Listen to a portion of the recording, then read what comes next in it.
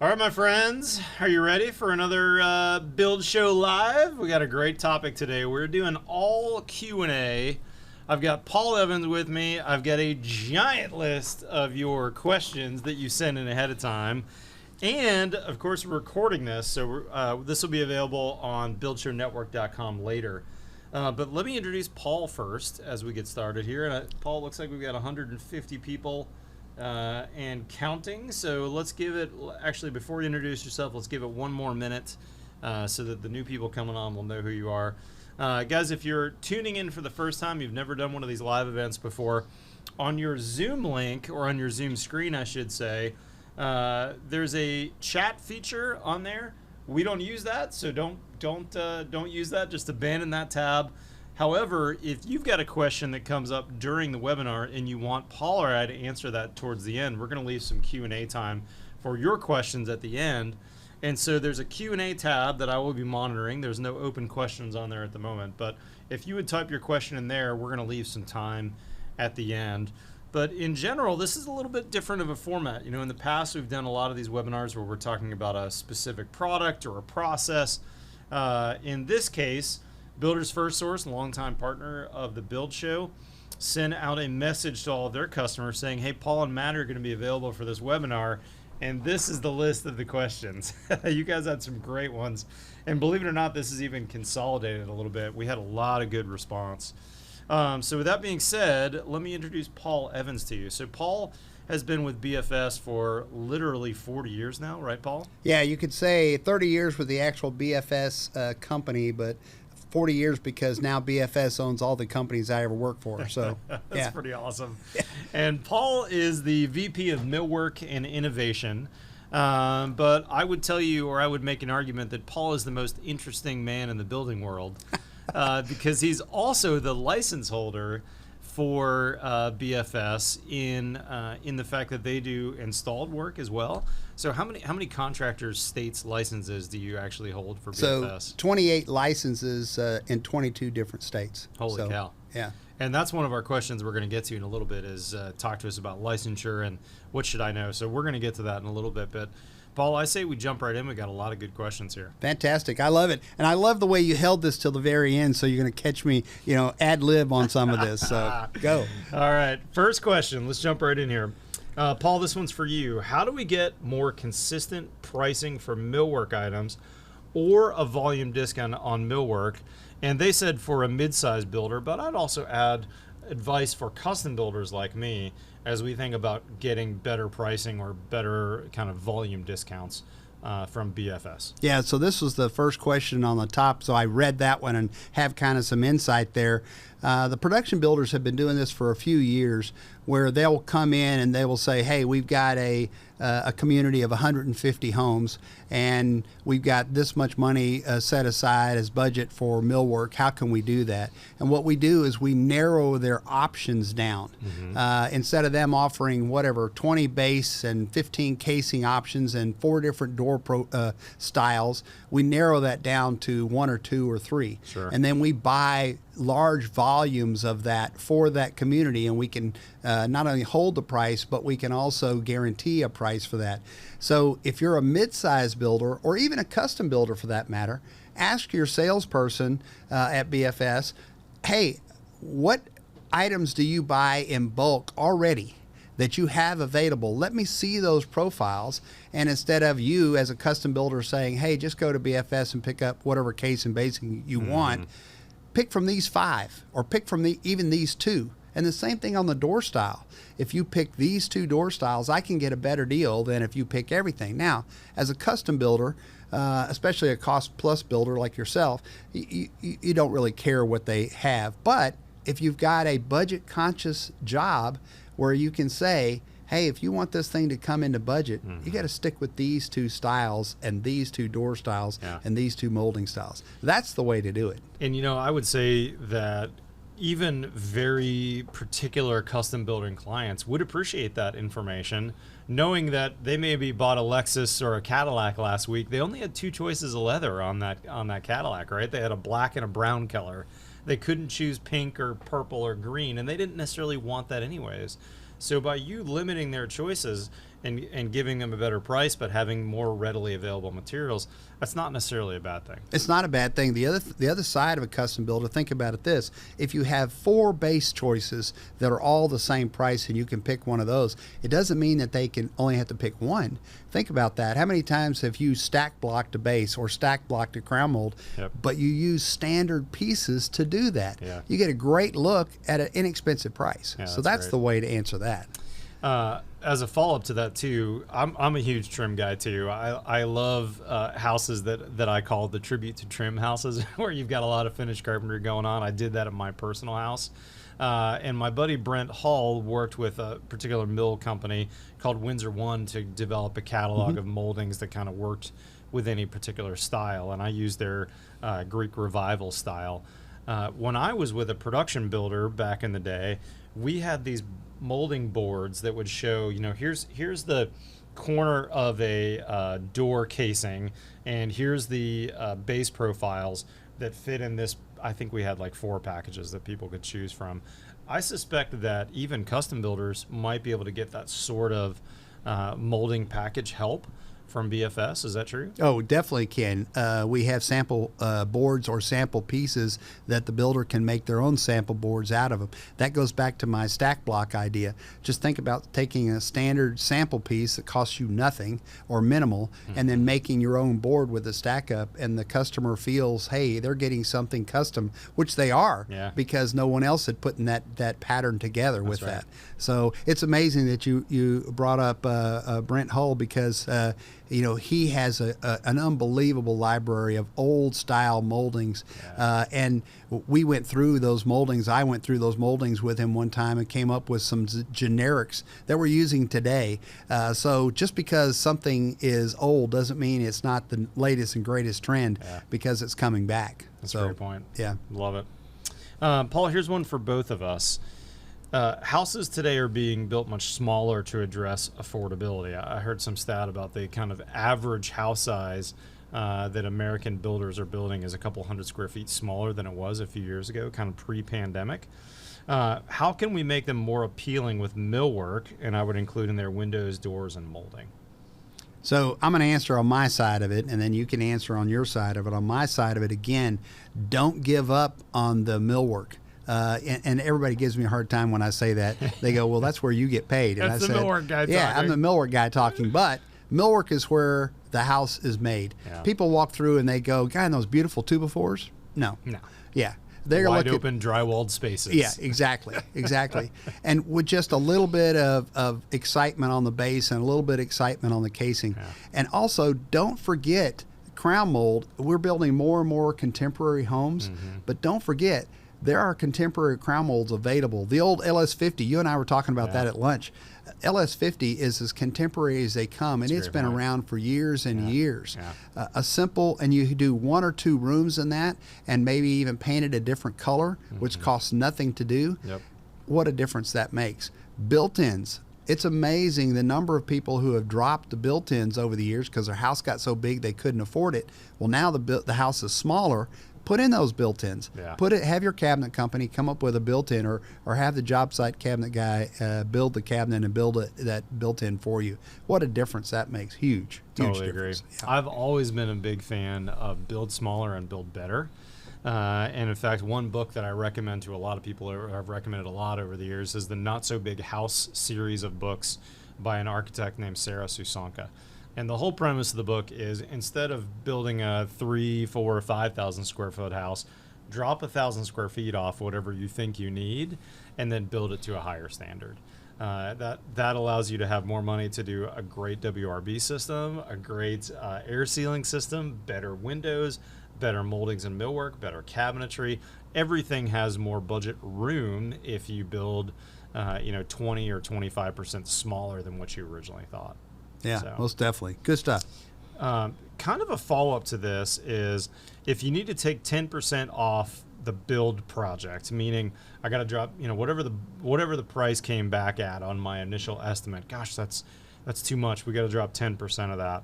What can you do to accomplish this? And I put one caveat on there. It's funny, that's a number I typically use to people to say, if you need to drop 10% of your budget, you can typically do that in specs and the ways that you build the house. But if you need more than that, you're going to have to drop square footage. So this is an interesting question. Someone must have heard me talk about that in the past. What advice do you have people in this, this as we call it, value engineering? Yeah, I don't even want to use that word value engineering. I really hate it because the word value engineering, by the way, just so you know, a guy named Lawrence Miles came up with the idea of value engineering back in World War II when the Rolls-Royce engine, they couldn't build the Rolls-Royce engine because they couldn't get enough copper to put in the engine. So they went to this guy and said, hey, come up with a different way to build the Rolls-Royce engine. So he did. And he came up with a way to do it with product that was available at that time, and it just so happened to be cheaper. But what did everybody remember? That it was cheaper, not that they could build it a different way. So I hate that word value engineering. But nowadays, if somebody comes to me and says, hey, Paul, the price is too high, I need 10% out of it, I'm going to ask them what they're going to give up to get that 10%. Right. And I'll be honest with you, right now, there's not that much money in it because the prices are fluctuating so much nowadays, there's really not. So what are you willing to give up to get that 10% out of it? And again, true value engineering means let's find a different way of doing that. And I hate to say it, never take it out of the millwork side, never, but advanced framing saves quite a bit because, you're not putting a 16-inch on center, you're going 24-inch center, you're aligning everything. You can gain some product. You're giving up some product. Yep. The product's the same price. That 2x4 is still $1 or whatever it is, but you're giving up some of them. Yeah. Our ready frame packages, people say, well, the ready frame packages are more expensive, but they are more expensive at the initial side. But look how much you're saving on the trash side. Look how much you're saving on the labor side because that framer is out of that house 30% faster. Yeah, and you also get a ready frame with advanced framing too. You do. You talk to your BFS people about doing that ready frame house with advanced framing, and now all of a sudden you've saved a bunch of that. Plus, one thing I like about ready frame is that you build the house on the computer so you actually see the physical sticks. And you're able to go, wait a minute, why is there a header and a non-load bearing gable, right? So all of a sudden you start making enough of those changes, all of a sudden you built that house for less money and no one knows any different. Right, and so that goes back to what are you willing to give up so that I can get this price 10% down? And really you've given up nothing because the house looks the same. It's actually built better than it would have been and in a better way because you've given up these things. Yeah. So I would add one cautionary tale on that advice. When you say, what are you willing to give up? I want everyone to hear in their mind as builders, that's what you're saying to your clients. Oh, right? Great point. When a client tells me, look, I need to bring 10% off this, Matt, that's when I say to them, okay, what are you willing to give up? Why don't we drop the media room out of this house? Or instead of a media room with stadium seating and all this, why don't we just make it a blank room that you can finish out later as a media room?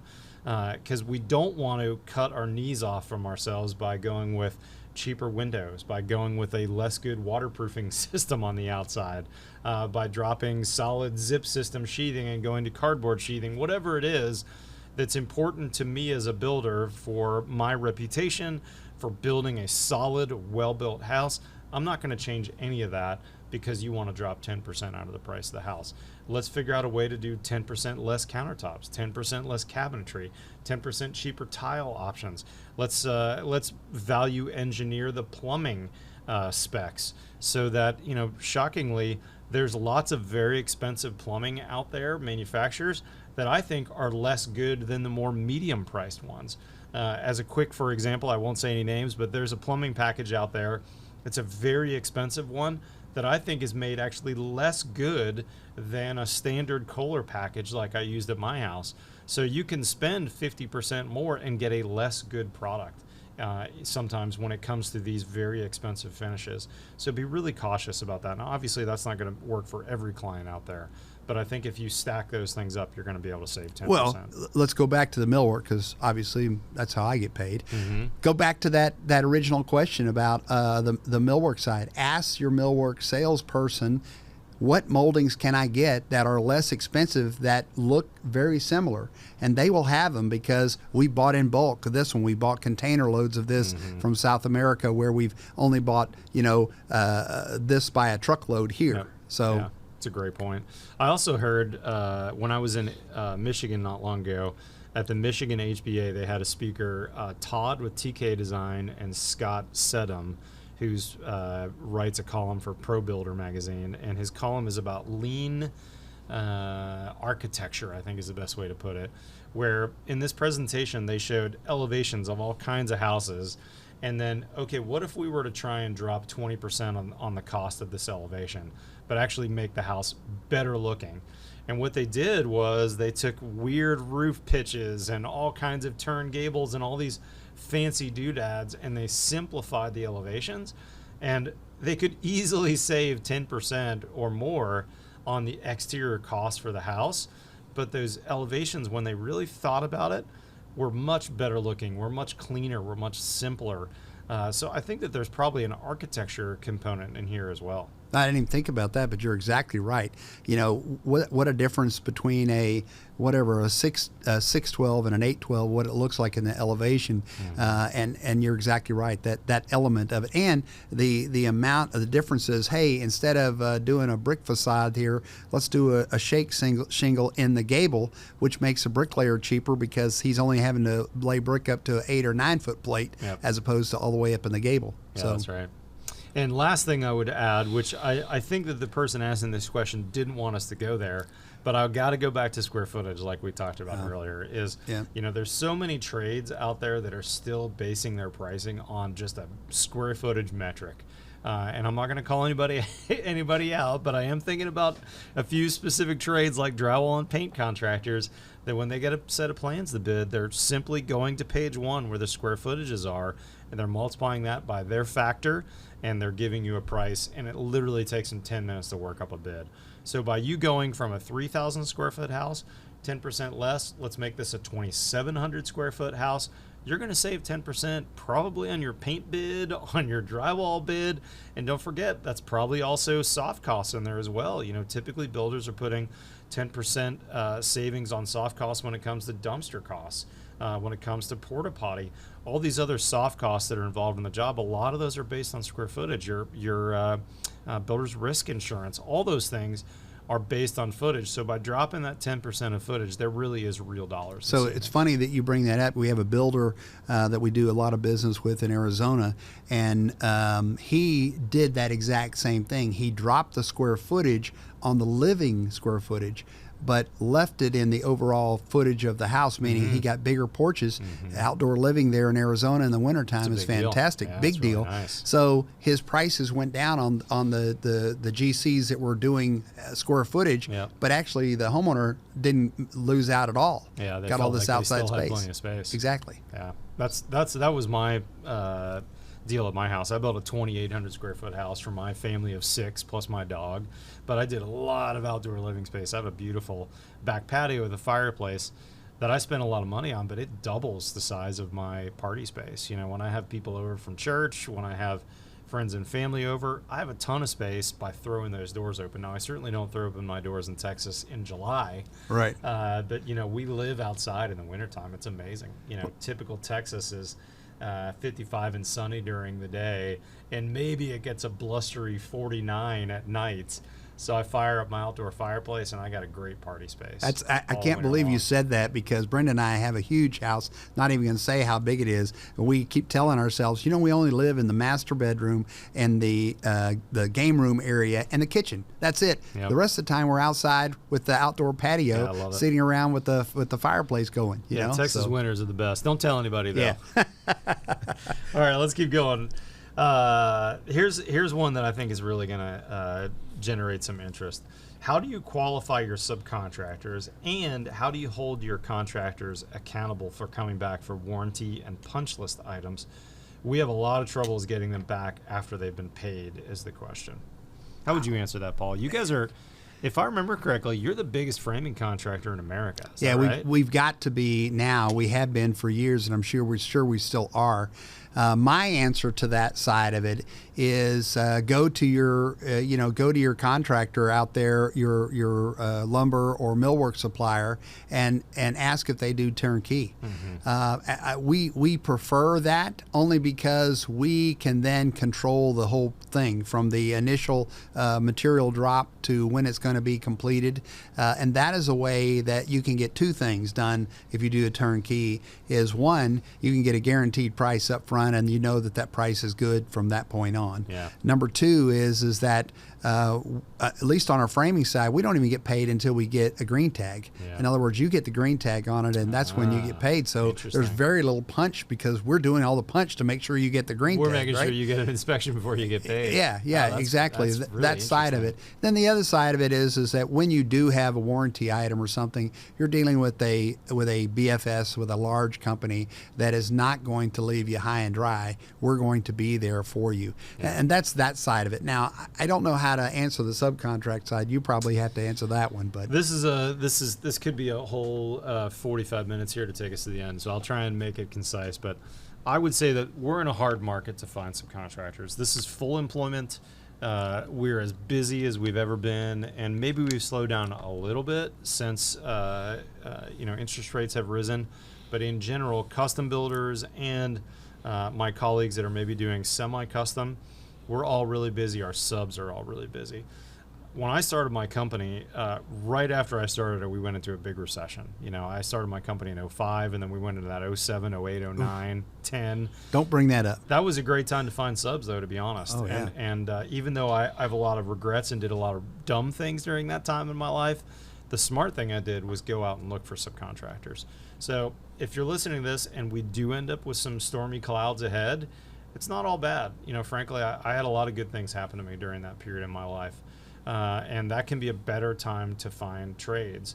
And I would tell you, too, that builders are similar to subcontractors, where we tend to be very loyal and a very set in our ways in a good way.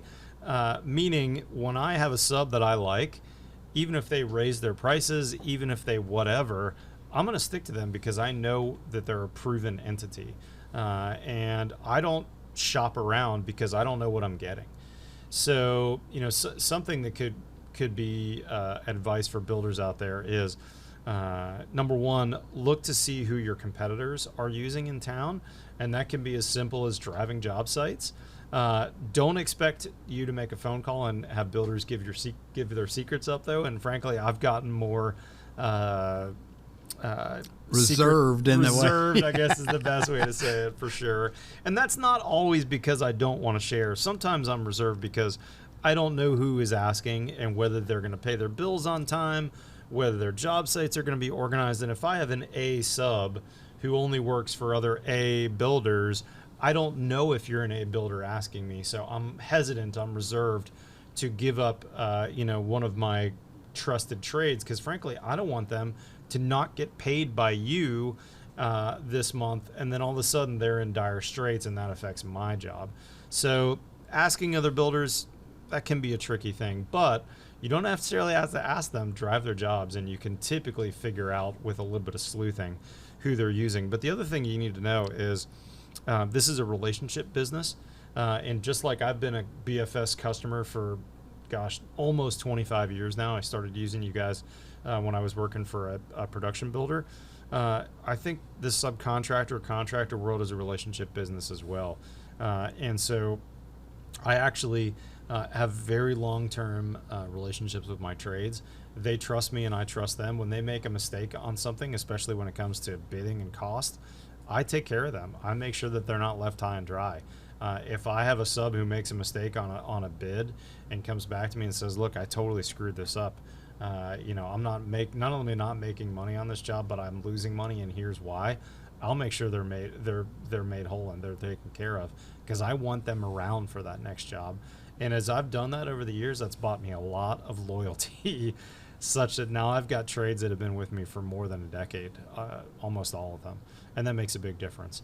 However, we did lose a lot of good trades during the COVID deal because everybody got crazy busy, and that took a lot of good companies down, frankly. Mm-hmm. So this is a sensitive issue and a bit of a time-based issue, and ultimately what it means is if you're looking for good contractors, you're going to have to spend more time on it today than you might have a couple years ago. And vet them out, I like, time. you need to vet them out to know if you're getting a primo guy or not, I'll typically, or I don't do this as much anymore because I've got similar trades, but what I would do in the past when I was looking for trades is I would walk one of their jobs that they gave me a list of jobs that they've done, and I would pick one at random and go check out their work, whether that's a framer, an electrician, a plumber. I want to see what they've done. I'll also typically ask for 3 trade references. Hey, give me 3 builders that you worked for that you've liked working with.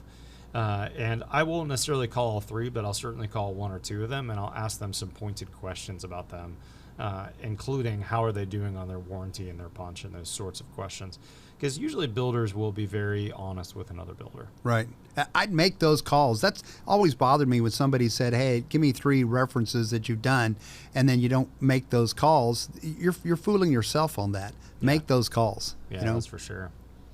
Paul, here's one for you that's a really interesting one, and we mentioned this earlier, but this starting out builder says, I'm interested in becoming a GC, a general contractor, and getting licensed.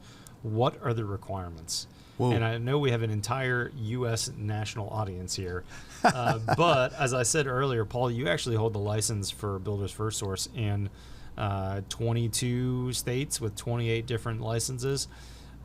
As you look nationally at the licensure requirements, what can you tell a young person interested in getting their GC license? So right off the bat, I think what has helped me more than anything, other than being a licensed engineer, the only thing that did for me was allow me to take certain tests differently, or be able to have reciprocity in that test that I don't have to take. But me personally, if I want to become a GC, I want someone, and I want to be able to say to that person, go to work as a framer, go to work as a trim guy, go to work as a electrician for 6 or 8 months and learn the trade itself, because you can find out so much about the trade itself by doing it, actually hands-on doing it. Mm-hmm. I've got so many people that, hey, I've been a CPA for 10 years and I'm tired of sitting behind a desk. I always thought it was really cool to be out there, so I'm going to start building houses. Oh, great. I don't want this guy, So keep your CPA job and work 3 days a week as a framer, and then you'll know. The second part of it is that, I hate to say it, but a lot of those tests are geared around businesses. In other words, they have a business entity part of it. You've got to understand the business aspect of the building business, which is good. Yeah. Those states want a good business person out there, but you've got to understand the business accoutrements. You've got to understand what a P&L is. You've got to understand the type of business you want, an LLC, a private partnership, understand the pitfalls of that. You've got to understand that. The other side of it is that you've got to, the state that you're wanting to go to work in, you've got to find out what kind of education requirements you have. 6 months ago, I had to go and get my GC license in the state of Michigan. Now, I had 20 some odd licenses before. I have all this experience. I'm a licensed professional structural engineer, and yet the state of Michigan didn't care. I had to take 60 hours of education before I even qualified to take the test. Wow. And then I had to take that 6-hour construction test and another 4 hours of a law test on top of that. So thank goodness I passed them all, because my boss said if you don't pass them, it's on your own nickel to go back. Anyway, so I got that done, but it was amazing the amount of stuff. Now, I learned everything you would want to know about a basement and how it freezes, so I'm good on that now. But anyway, be sure and you check up on that stuff, because in some states, I'm lucky that I live in the state of Texas where we have the freedom that we have as a builder, but sometimes that's not a great thing. Right? It's not always good for our industry, unfortunately. Yeah. So check up on it. But I really encourage you to get your hands dirty and be a framer, be an electrician, be a trim guy, hang some cabinets, see what the industry is like from the inside first. That's a great way to say it. Yeah, I like that. Let's switch gears here. I got a digital tools question for you and I. The question is, what digital tools are available for remodeling? Let me take this one, actually. Yeah. Paul, you probably know as well as anybody, but for the audience out there, BFS acquired a company a couple years ago called Paradigm, which is in effect a software company. And you wonder, why would a lumberyard hire a software company? But now that they've unveiled some things, they're calling them BFS Digital Tools.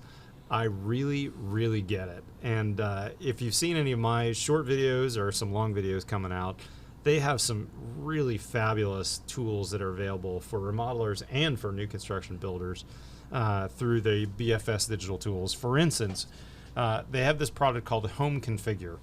I forget the exact pricing. I should know it because I just did a video on it not too long ago. But for not that much money, they will take your 2D plan set and your elevation, and they will turn your house into a 3D rendering.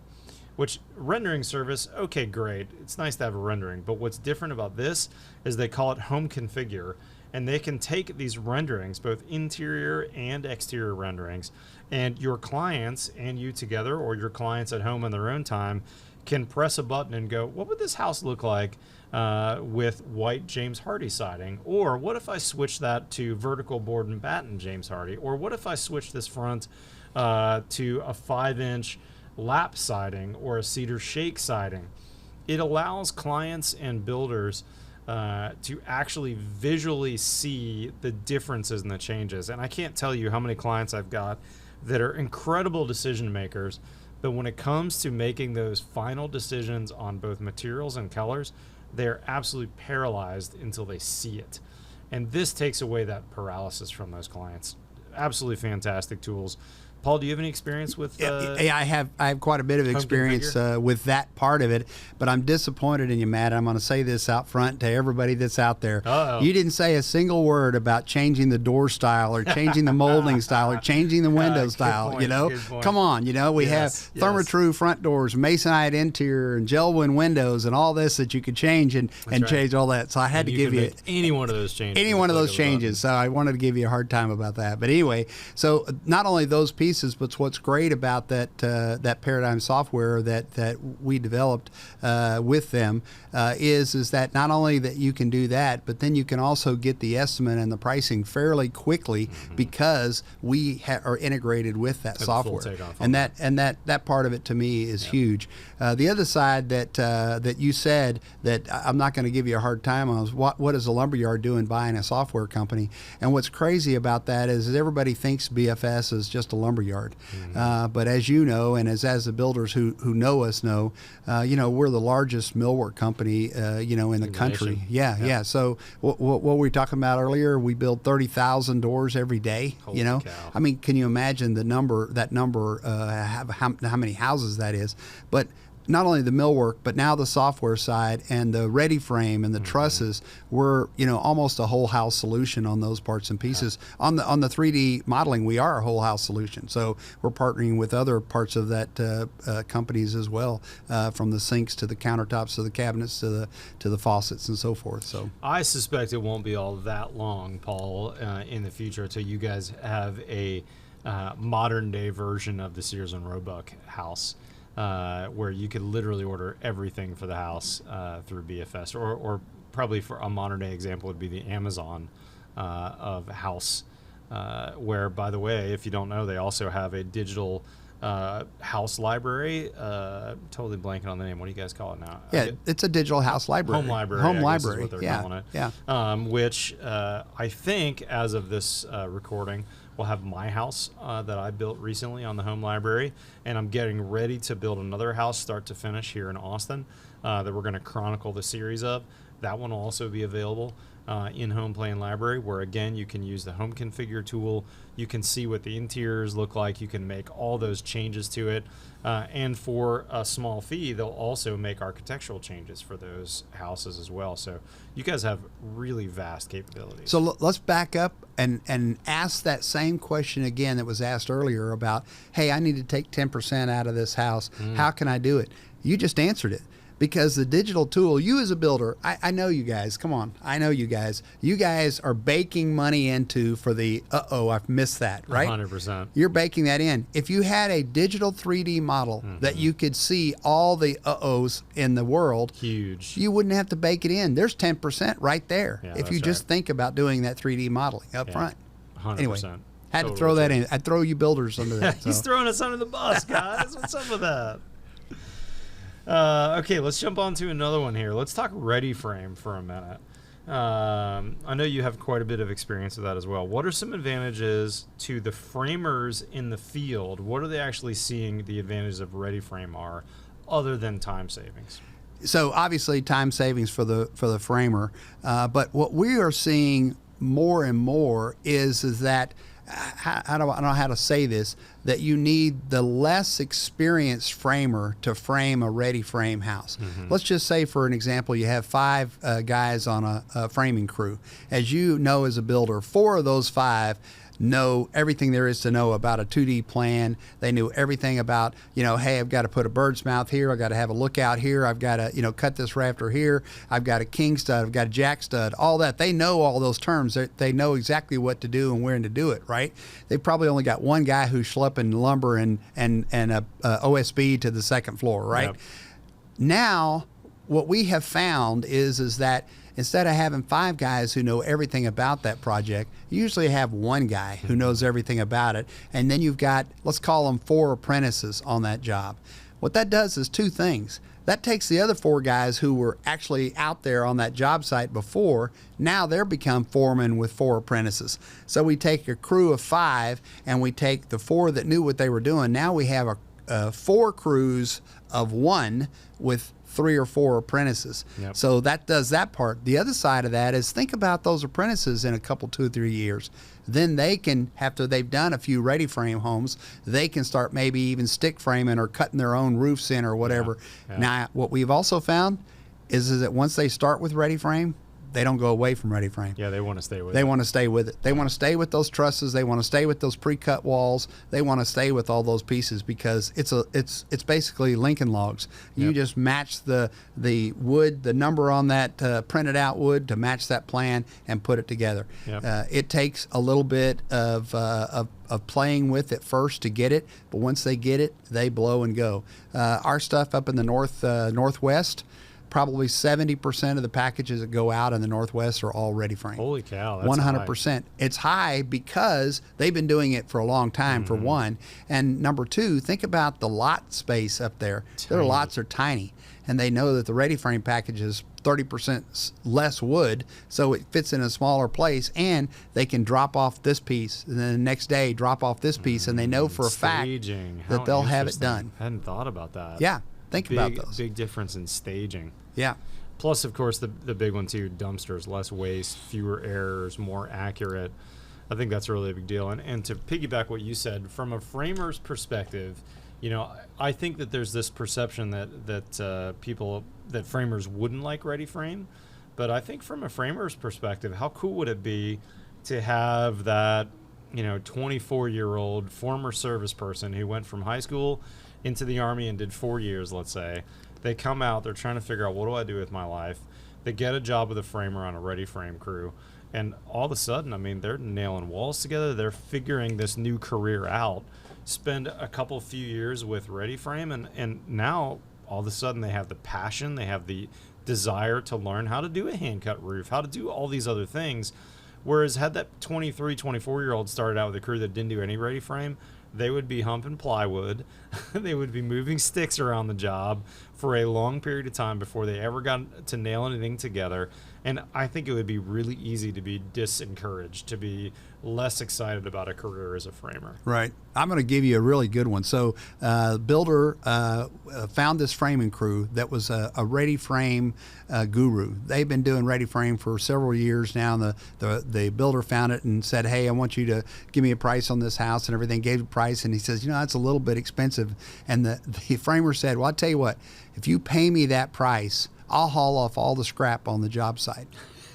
And the builder goes, man, I could save $500 on a dumpster, right? And everything. Yeah. And then at the end of the job, he realized that there was no There trash, wasn't any and he trash. could take away everything in the back of his pickup truck. my You know, gosh. and I thought that was so good. You know, and I asked the framer. I said, "Hey, how'd you come up with that?" He says, "I can always get away with that once, The second time, not so much. not so much." Yeah, yeah. Oh, that's fantastic. Before we get off this, though, I think we should tell people listening where's ReadyFrame available and for what kinds of builders. Is that something you can answer for us, Paul? Yeah, that's a tough one on where it's available because we do have, I would have to say probably 30 or 35 areas that we have ReadyFrame cut saws. It's a specific saw that cuts and prints on the. We have that around, and we're moving more and more around the country. But that's probably a phone call you're going to have to make to your BFS local office to find out the closest place to do it, to be able to get ReadyFrame. The other type of it is that ReadyFrame is very, very good at duplicating the same house over and over and over and over. So if you've got a production builder or a semi-custom builder, there is very good with that. The other side of ReadyFrame that's really good is the design side of it, whereas that's where the custom builder comes in, because we can go through with our 3D modeling and really do a very good job on a custom home to get it ready to ReadyFrame. What's good about this is that your homeowner can make a lot of changes on that design side, and what you as a custom builder get out of this as a benefit is you tell them, okay, you ready with these changes, and you're done with the changes, because when they hit that button, this house is going to be completely cut and we cannot make any changes after the fact. The custom builders actually like that because you know it speeds them up when it comes to framing. Yeah. And then the expectation in the homeowner's like, well, wait a second, don't hit that button. Let's go back over this one more time, and then hit the button. So that's pretty smart. So it can use for both. It's really geared towards the reproduction of the same house over and over, or the same elevation over and over. The other good thing about it is that, as you know, coming from a production side of the business, you have 10 plans, and each one of those plans has 5 different elevations. Well, ReadyFrame is really good at that because we can build 90% of it all the same, and then we can just change that elevation very easily. Right. So that's really smart. Someone asked on the Q&A tab. By the way, if you have a question for Paul and I that we haven't gotten to, or you're interested in answering, you can throw it on the Q&A tab. We're going to make some space for those. But someone on this said, how soon will ReadyFrame expand your production plants, for example, in Texas? So I'm trying to understand the question. So in other words, how quickly are you adding ReadyFrame to other locations? You said you've got roughly 30 locations in the U.S. now. Yeah. How long do you add more? And is there any expansion in Texas of ReadyFrame? We are adding more and more all over the country every day. In Texas, I think we can just about cover all of Texas right now. Sweet. Yeah. Maybe down. You've got ReadyFrame in Houston, Austin, San Antonio, Dallas. All over. All the major metros. All over. The other side of BFS, this is really interesting, is that just because you're in Austin, Texas, and you've got a house package of trusses, roof trusses, and that doesn't mean that the designer who's designing those roof trusses is in Austin, Texas. Right. He could be in California, for that matter, designing them. And then the other side of the coin, let's say that Austin, Texas truss plant gets buried, and instead of 6 weeks is now 10 weeks out, and we've promised this builder 6 weeks. We reach out to our DFW plant or our plant in El Paso and have them shipped over, and you don't know where they came from. Yeah. So Texans don't mind driving, that's for sure. That's it. I know you and I don't mind a little time behind the wheel, and I think the rest of Texas feels the same way. Yep. Let's switch gears on a topic that we actually did a podcast on, and let's do a brief version on this. But the question is, how can a builder pick out or weed out potentially bad clients? And it's interesting. This, as a follow-up, this builder said, please don't say have a good contract in place, whereas our experience is that bad clients never follow a good contract. Wow, that was an interesting. They've obviously had a problem. Well, not only that, they added that caveat, so they've been down that road before. Yeah, and that's amazing that question was on there, and we just did that podcast on that. Yeah, so Paul and I did a podcast that will get published in a couple weeks, kind of a longer version of this, but I think a shorter version would be helpful to the audience. How do you pick out good clients? What if I was just ran into a coffee shop and said, how do you weed out potential problem clients? What would you tell me? So the short version. So 10 years ago, I was asked by a customer that said, hey, I have just run into some problem customers, and how do I resolve these problems? And I backed him up, and I said, let's stop the problem before it actually happened.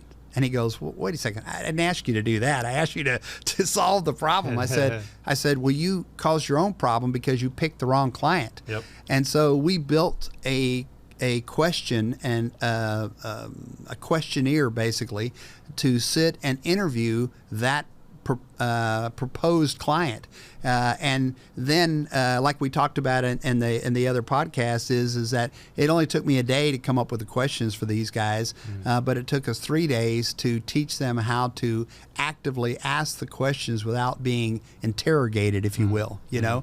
But it's very, very important to ask the right questions to make sure that that client is a good fit, number one. Number two is the other thing is make sure that you have set the right expectations to that client to make sure that they understand what they are getting and for what price and for what timeline. Those kind of things are very, very important. And by the way, that goes for not only you as a builder to the end customer, but you as a builder to the vendor like BFS. You need to do that as well. Yep. I tell my salespeople all the time, sometimes no is the right answer. Now, I also teach them how to say no without saying no, you know, but sometimes no is the right answer. Yeah. So you've never had a bad client. Never had a bad client. Yeah. No. Yeah. I wish. You know, it's funny how this builder specifically said, don't say a good contract. And I wouldn't have necessarily thought that, but I think it is worth spending a minute on contracts. You know, in Texas, we have what we call a promulgated contract. The Texas Association of Builders has a standard contract for builders that are Home Builder Association members. It's like $400 for this contract package. And it is a really good contract. And it is a slightly weighted contract towards builders, I would say, meaning that there's a slight benefit towards a builder. But my team and my construction attorney have made it even more onerous. And we frankly do use that as a bit of a weed out for some clients. We've added some additional language, and I've added a whole nother disclosure page that says, here's what you need to know about my company. Here's problems we've had in the past and what to expect. It's in some respects, it's an opportunity to set expectations properly and for you to find out if those expectations are going to be a problem. For instance, we're cost plus builders. We charge a fee on your costs. We charge the exact costs, and we charge the exact cost whether the problem was our mistake or not. We also bill our people hourly, and we're disclosing all this ahead of time, including all their hourly fees that we charge our project managers. We bill typically on the 5th of the month, and the contract says we need to be paid, I think, on the 7th or the 8th. I can't remember if we give them 2 or 3 days.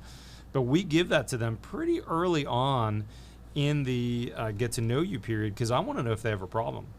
And if they send that to their construction attorney or their attorney and they bleed all over it and want us to make 4,000 changes, we pretty abruptly say, gosh, I'm really sorry, but that's our main contract, and we've really found that this is, you know, a good contract for us, and those are expectations we need you to know about. And if you don't think you can meet those expectations, then we're probably not going to be a good fit. And I can think of at least 3 clients over the years, Paul, that were super cool jobs that I really wanted. They were, you know, expensive jobs, cool architecture, and they died on the contract table, which was real early on. And I found out from at least 2 or 3 of those that they hired a builder good builders, and they fired and sued those builders. And I look back and go, thank God I had a really tough contract. So it was really good. They dropped out. It was really interesting how you took that question and took the caveat to the question and used it as a way to vet out the customer. I thought that was really good. And it reminded me of the section in the tab contract that's about arbitration. Yeah. That is actually one of the questions that I put in the deal, the questionnaire that I built for the people in Florida. What do you think about arbitration? What do you like or dislike or whatever? And that's a good way to vet someone out. The other thing that I would add to that is I always tell builders to bill for zero. What that means is that if you do something for free for a client, You bill them for that freebie. Okay. Yeah, we changed the carpet color. Okay, you changed the carpet color and it didn't cost you anything to change the carpet color because they hadn't ordered the carpet or whatever, right? But you send that change order just like any other change order, but you bill them for zero. Yep. Because when they come back and say, wait a second, you charged me $500 for this minor change, then you can bring up, well, you're right, I did, because this was not a minor change. I was able to do this, this, and this. But if you remember, I have 18 of these billed for zero. That I didn't charge you That for. I didn't charge you for. Yeah. Bill for zero. Oh, that's such a great piece of advice. Yeah. That's great advice. I appreciate that, Paul. For the builder specifically that asked the question, it probably is dealing with a hard client. I would just add from my own experience, I've had hard clients before. It makes everything in life hard when you have that. Personally, stress-wise, I think most of my gray has come from that. It made I can think of some times where it made my marriage, my fatherhood harder. This isn't a religious podcast, but I would say pray. All of a sudden I got real serious about my faith in a lot of those times. I reached out for Bible verses that I felt like were helpful, and I had to remember that my self-esteem didn't come from what this client thought of me, right? Because that can be a really difficult time when you've got a client who's just got their thumb on you, and you know that you're married to them, frankly. I mean, a building contract is a marriage, and it doesn't get better if you cancel on the contract. You've got to see those through the end. So know that better days are ahead for you, Mr. or Mrs. Builder who's dealing with this, and use that as a time to galvanize your systems to go, all right, we're not going to let this happen again. Do a post-mortem on that project and implement those post-mortems. We've been doing that since my very first project, and I've sat down with those clients, almost every client. The last year or two I haven't, but prior to that, I would sit down with the clients after they've been in the house for a period of time and say, hey, let's talk about what was good in the process, what was bad, what was stressful for you guys. Because I think that information from them is super valuable, including, we picked a bad client or a bad client picked us. How do we make sure this doesn't happen again? And let's really do a good job of making those changes. I've made a lot of those changes, and frankly, a lot of those have been memorialized in my contract now. And I'm making sure that I'm not making the same mistake again. That's a great point. I would add to that is two things. Always be honest with them and yourself, and never go to bed on a problem. Meaning that if there's a problem on that job site, you make sure everybody is aware of the problem, especially that client, before you go to sleep, because you won't be able to sleep that night. Sure. I guarantee you that. Bad news first. Bad news first. And the last thing I would add, and I tell this to every salesman who will listen to me, take responsibility for your own actions. Mm-hmm. If you screw something up, take responsibility for it. Right. If you do something right, take responsibility for it. But most definitely take hey, I screwed up on this. This is what I'm going to do to fix this. Mm-hmm. This is my responsibility, and I'll make it right. Yep. And that will go. It just leaves people dumbfounded. They don't know what to think. Yeah. So that's for sure. It's more rare in today's world, isn't it? That's for sure. Yeah. Okay, let's keep going here. This is a harder one. I've received info, or I'm receiving info constantly where experts think the real estate market is going. But from your view, where are prices and new construction headed? That's a hard one. This is the old forecast question. I'll take this one first, and if you want to jump in on this one too. When I mentioned, I think earlier, I started my company in 2005, and we had just a couple of boom years before things went absolutely terrible. I set myself up very poorly for that time, in that I took a lot of risk as a young builder, as a young husband, as a young dad, as a young business owner, by doing speculative projects. And when the recession hit, I absolutely got hit with my pants down, where I had very expensive spec houses under construction that I couldn't sell, frankly. If you've not heard my story, go back and check out my early podcast where I talked about it. But coming out of the recession, I had about $300K in debt, both personally and credit card and business debt, that took me a long time to pay off. And as I look back on that time, I go, okay, we're in a time of higher interest rates, a little bit of uncertainty. We've got an election year coming up in this coming year. I don't know what's going to happen. I mean, it seems to me like we still have plenty of positive out there. but this is not a great time to be thinking about speculative projects. This is not a great time to be taking on additional debt. Since 2015, when I paid off that $300K, I've been really cautious about doing anything with debt. I have a little bit of a mortgage still to pay off. Other than that, my entire life is paid off. My entire company is paid off. I have several Chevy trucks in the lot out there. I waited until I had the cash to buy every one of those. I do not own a single truck where I owe the bank on that truck. So be cautious about equipment purchases, about adding additional staff, all those things. We need to have good contingencies in place. We need to have cash reserves in place. We need to be thinking a little bit cautiously when the forecast is cloudy. And that's what I would say it is now. It's not that we're heading into a thunderstorm. It's just that we have a hard time forecasting what it's going to be like in 12 months. And certainly we have no idea what's going to happen in 24 or 36 months. And, you know, when we think about spec projects, buying land, building houses, none of those happen in 6-month periods of time. So just be cautious right now.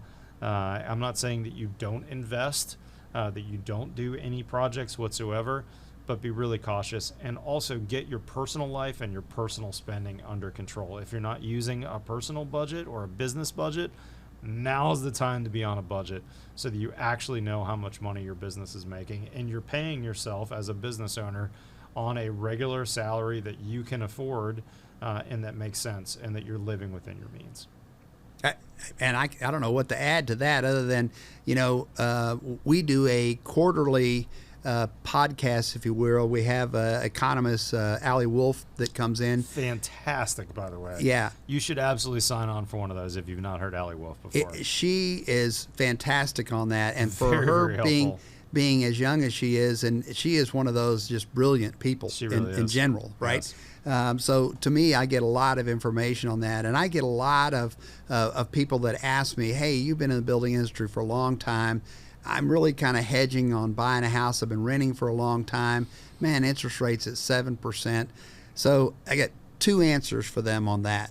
The first answer is that, well, now is a really good time to buy because there are more homes available. That's right. On the new home construction. Not so many on the second home, because nobody wants to sell their home they're living in because they don't want to buy. They don't want to pay 7%, and they've got 4% that they're paying on. And I always tell, they go, well, it's 7% interest. And I say, you're right, it is. And that's a lot more than 4 or 5%, which you could have gotten. But it's either going to stay this way or go down. And they go, wait a second, what do you mean by that? It could go up. I said, you're right, it could go up, but not today. Yeah. What I'm saying is that if you find something you can afford, you get in it now, because point. You can always refinance it later. Or if interest rates continue to climb, you're in the catbird seat, right? That's right. You got that low interest rate when it was there. Yep. And so two of the people that asked me that, both of them bought houses, one a townhouse and one a regular single family home. Yep. And both of them said, yeah, I paid 6.25 or whatever. But the second one that bought a new home, the other one was a new home, but it was finished. The second one was a single family home. They negotiated with the builder, and the builder bought down the note and got it down to 5.25. How about that? Yeah, so That's those awesome. are also available out there. Those builders want to sell those houses, like you're saying. Pay a couple of points. Pay a couple points and get it down. That's a great point. Anyway. Yeah, no pun intended on the points. The other thing, too, I would just mention is, I've only been in the business since 95 was when I started as a professional builder. But my business partner, Tim Hill, is about 15 years older than me. Young guy. Exactly, yeah. Young guy. So he was building houses in the 80s when people were paying 13, 14, 15% mortgage interest rates. And so when you think about the perspective of somebody who's been in the business more than me, and I'm almost 3 decades in, they're thinking, well, 7%, that's not that bad. That's still relatively good interest rates. And every one of those people who paid that 13 and 14% refinanced that house 2 or 3 times down the road. That's right. And got it down to the 4 or 5. And I'm not a big market timing guy. I think that timing the market is stupid, frankly, and then it's not worth doing. For the builders out there who don't own their own house yet, buy a house. It doesn't matter when. There's the good time to buy a house is today. You buy a house, even if it's at 7%, rates go down, great, refinance. But now you own a house, you're not paying rent to someone, you actually have a place to plant yourself. I bought my last house in 2007, right at the freaking peak of the marketplace. Sound like me. And then I remodeled it and put 150,000 into it right away. So I was totally underwater in terms of the neighborhood. But yet I lived in that house for 15 years. I loved it. My family loved it. And when I sold it, look, the market came back and I was able to sell that and make a great profit. I sold it for, more than double what I had into it. So for those who are like, oh, you should time the market and buy when it's low and sell when it's high, that's stupid. By buying today and by being a builder, you're betting that the overall American economy is going to do well over time. And everybody since World War II who's done that has won the bet. Right? If you're doing things short term for a 1 year or 2 year, you can absolutely lose. But if you do things for the long term, you're going to be fine. Which frankly goes back to my philosophy that we should be owning and building houses for the long term. And one of your questions I will get into on the podcast time, that if you guys should go back and listen to that, is, a great question to ask your buyers is this going to be the last house you build? And if it's not, how long do you plan to live here? Because someone who's buying a house to sell it in 2 years is going to make very different decisions than someone who thinks they're going to live there a decade. Whether they actually live there a decade or more is to be seen. But if they think they're going to live there a decade, they're going to make a very different decision. I like to think of it as a difference between builders that are owned by a New York Stock Exchange and builders that are owned by a family. A family-owned business, I think, makes much better decisions than a builder who's owned by the stock market and has to make quarterly results and has to do dumb things to satisfy whatever the stock market tells them that the big bosses need to do. And that was one of the frustrating things for me working for a national production builder, was that we felt like we had to make the same amount of insane profit quarter after quarter, and we always had to get better. And so we made the houses cheaper and cheaper to build every year, and not in a good way. Whereas when you're a custom builder, when you own your own company, when you're building your own house, you make decisions for the long term, for you, not decisions based on someone else's desire for you. So building long term, thinking long term, that's why we're such a great country. Great. Good point. We've got 2 questions, and then we're going to knock this off because we're already over an hour, Paul. Okay. This one's actually for me. This is Bill Bryce, and Bill says, Steve and Jake on the Build Show Network have been highlighting raft insulated subfloors on a slab top. If you don't know what this is, I actually did it at my house, so I can speak from experience here. I have a slab on grade house. I was going to remodel my house and then ended up building a new house. And so I have this slab that I basically built a new house on top of. I'm in a real rocky part of Austin. There's no expansive soils. It's a nice 70s rebar, true rebar, not a post-tension slab. Had no problem. So I built a new house on an old slab, 50-year-old slab, brand new house. But here's what I did to really bump the efficiency was, after my house was framed, I put 1.5 inches of inch and a half of GPS foam. That's graphite polystyrene foam. It's kind of graphite, like pencil lead colored. And then on top of that, I put 2 layers of 3/4 Advantex subfloor, and I glued and screwed them together, and I did them perpendicular to each other. So I ran all my sheets horizontally, and then I went 90 degrees and ran the top sheet, glued and screwed them together. And Steve calls this a raft slab, where you basically have a subfloor that just floats over your slab, and the only thing separating the two is 1.5 inches of insulation. I absolutely love it. And to answer your question, Bill, is this a long-term, will this hold up long-term, including things like furniture, appliances, and non-load-bearing walls? My house is a perfect example of that. I've been in my house 2 years now, and my raft slab is working perfectly. I have no issues. I have no cracks. I have no issues whatsoever. It's been absolutely fantastic. However, I would give the caveat that I do have hardwood floors on top of that. So I actually kind of have a 3rd layer of actual stiffening on top of that raft slab. And I love that my floors have a little bit of give. You know, the difference between walking on concrete and the difference of walking on a framed 2x10 first floor.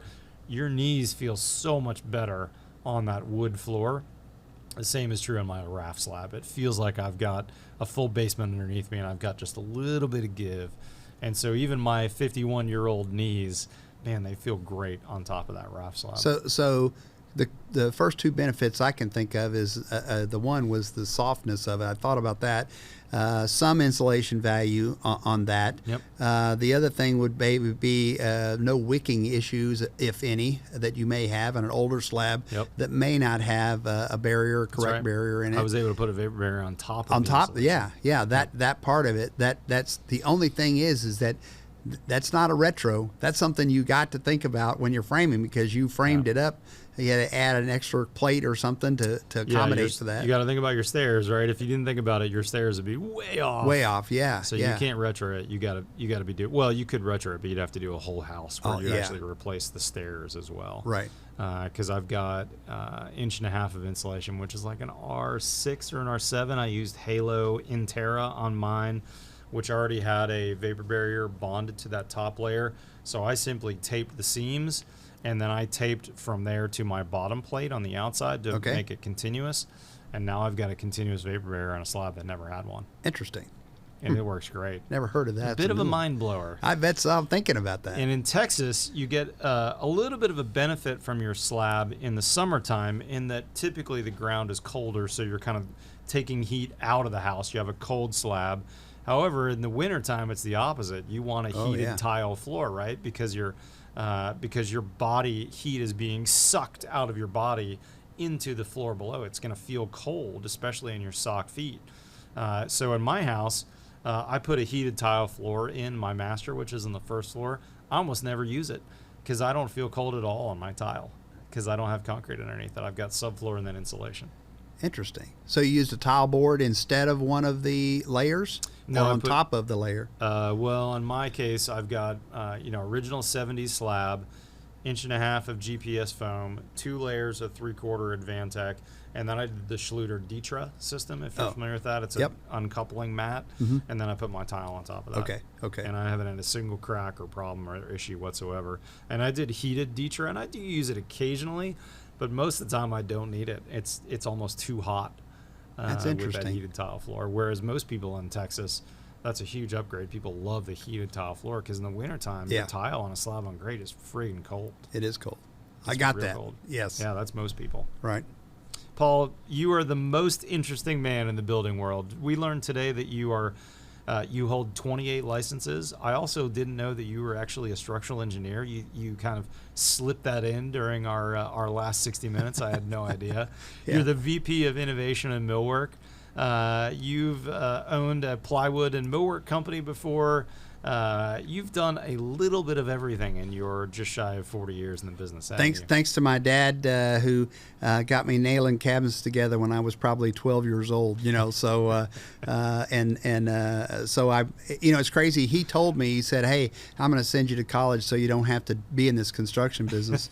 And he always used to introduce the three of us, my brother and sister and myself. Well, this is my oldest son. He's a chief pilot for Southwest Airlines, and this is my sister, or my daughter. She is the CBO of Tuesday Morning, and this is my other son. He's a forklift driver for a lumberyard. Forklift driver, I love it. So anyway, and for my nerdy builder friends out there, we also found that he's got 3-phase power in his shop so that he can run his shaper and his 5-horse Bessemer table saw, cabinet saw. It's more efficient, so it's more efficient. Anyway, Paul, you're awesome, man. I really appreciate it. Hey, we're going to be together again, aren't we? I almost forgot our last thing. Yes, our friend Armando Cabo, who's an architect in the DFW area, has a DFW Building Science Day that BFS is also sponsoring.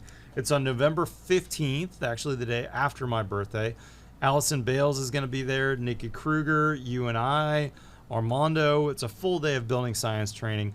How can people find out more about that or get registered? Yeah, what I understand is if you go to Building Savvy Magazine, they'll have a link there to be able to register, and the early bird pricing is still available from what I understand.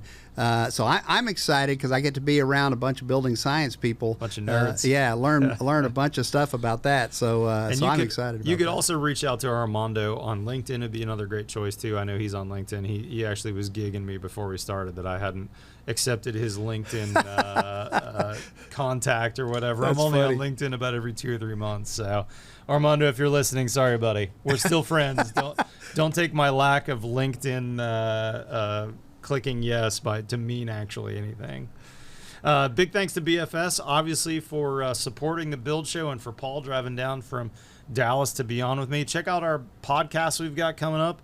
And if you're watching this later on video, by the way, sign up for our newsletter. There'll be a link somewhere below to sign up for our newsletter. My team sends a newsletter email to you on Tuesdays and Fridays that says, here's what's new on the website, because we're up to like 13 new videos a week now, plus our live events like this one where you can actually ask questions and see us live. With that being said, Paul, I appreciate you being here. Thanks for the opportunity. I really appreciate it. It was good fun. I enjoyed it. It was a lot of fun. Yeah. From the Rockwell Studios in Austin, Texas, follow us on TikTok or Instagram. Otherwise, we'll see you next time on The Build Show.